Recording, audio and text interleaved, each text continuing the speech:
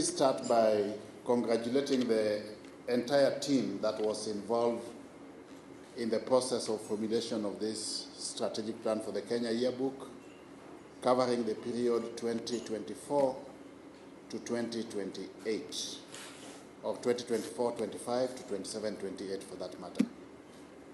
This is a very, very important document because from now henceforth, it will give you the roadmap that you will follow up to and including 2028. Everything that you are going to do over the next 5 years is in the strategic plan. Anything that is not in the strategic plan, you are not going to do. That is how important this document is. So, without any reservations, pongezi sana for the team that developed the plan, both at the board level and the management level and the technical level in equal measure. I've had the opportunity to go through the strategic plan this morning, and I've realized you have recognized the milestones which the organization has achieved in the recent past, which you can now build on moving forward. As well, you have recognized some of the challenges that you have faced. And during the period of this strategic plan, you must come up with strategic interventions that will enable you overcome those challenges. There are also certain gaps in performance which you have recognized. During the period of this strategic plan, you must close those gaps so that we don't have a recurrence of gaps in the future. In the same vein, there are certain lessons which you have learned based on your past performance. Those lessons are only useful, good people, if they can inform what you are going to do during the period of the strategic plan.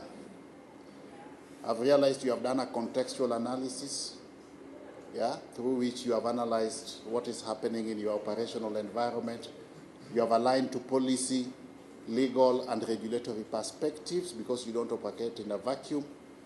You have taken note of your stakeholder segments and the requisite relationship framework that you need to build with those stakeholders. You have also, in equal measure, taken stock of the critical success factors for the organization moving forward. I've also looked at your strategic model, the key areas of focus that will enable you to deliver on your mandate. And as you do that, in all the strategies and activities that you are going to implement during the period of the strategic plan, please take note of the fact that as a government, we are putting digitalization of services and digitization of records at the center of everything that we are doing to enhance our efficiency and effectiveness and also to widen the revenue base of all organizations and institutions within the entire framework of government. So I want to urge you to integrate technology in everything that you are doing. As a ministry, we really want to rely on the Kenya Yearbook for purposes of content development or content creation for that matter. As we move forward, we look forward to a situation when a Kenya Yearbook can be the single stop for the entire government for purposes of publishing.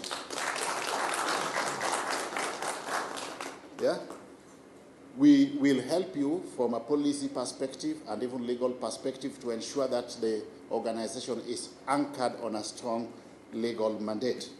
We are aware you have been operating on the basis of a legal notice. We will see the possibility or explore the possibility of ensuring that all your operations are anchored on an act of parliament for purposes of sustainability. Now, developing the strategic plan is just one thing. But now the most difficult part is implementation. And this requires all hands on the deck. So I want to urge all the stakeholder segments within the organization to work together. You have got an able board led by a new chair. She is going to infuse new thinking into the organization. You have got a very able CEO. Yeah. Many people asked me why I decided to appoint Lillian to this position, and I've never told her why I appointed her. I made a decision, a very deliberate decision, to appoint Lillian because in my stint at the ministry, she's one of the most hardworking officers I've come across.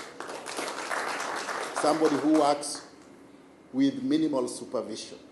Once you assign her duty, she works, becomes her own supervisor.